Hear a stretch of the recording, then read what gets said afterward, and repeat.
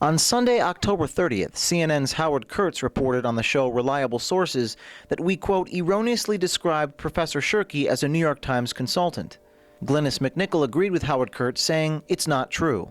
But then O'Keefe erroneously described Professor Shirky as a New York Times consultant, right, which is not true. Which is not true, and they've denied that he's ever consulted. I think he's written a couple of op-ed pieces. A few days earlier, Washington Post reporter Eric Wimple wrote in a headline, quote, O'Keefe wrong about Shirky, unquote. A New York Times spokesperson said that Shirky has never been a consultant to the Times. All of this in response to our last video showing Clay Shirky talking about the New York Times' strategy to legitimize President Obama and help Occupy Wall Street. They covered it. They covered Obama from the internet culture angle.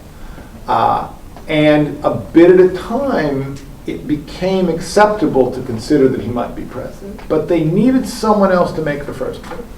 Top media reporters responded with certainty that Project Veritas had misled people and lied about our designation of Clay Shirky, a journalism professor at NYU, and his direct relationship with the New York Times. But Project Veritas did not just make Shirky's designation up. A trusted and reliable source said that Clay Shirky did, in fact, have consulting gigs with the New York Times. A new video clip released today will show who the reliable source is, in his own words telling us about Shirky and the New York Times. Who is this trusted source, you ask? Now, does he actually work at the New York Times, or? No. He's had some consulting gigs with them over the years. Some consulting with them, yeah. Okay. It was none other than Professor Jay Rosen himself, a man who Politico reported referred all questions to Shirky. He's had some consulting gigs with them over the years. Some consulting with them, yeah, okay. But not really with the news. Okay. It would probably be more the digital business. Okay.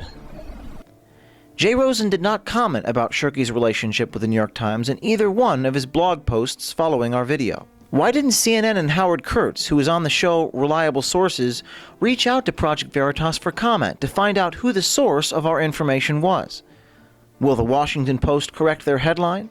It was Jay Rosen who was the source of this information. He's had some consulting gigs with them over the years. Some consulting with them, yeah. Okay.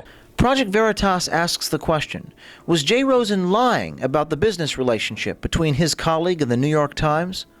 Or is Clay Shirky and the New York Times lying? Stay tuned for the next installment of To Catch a Journalist.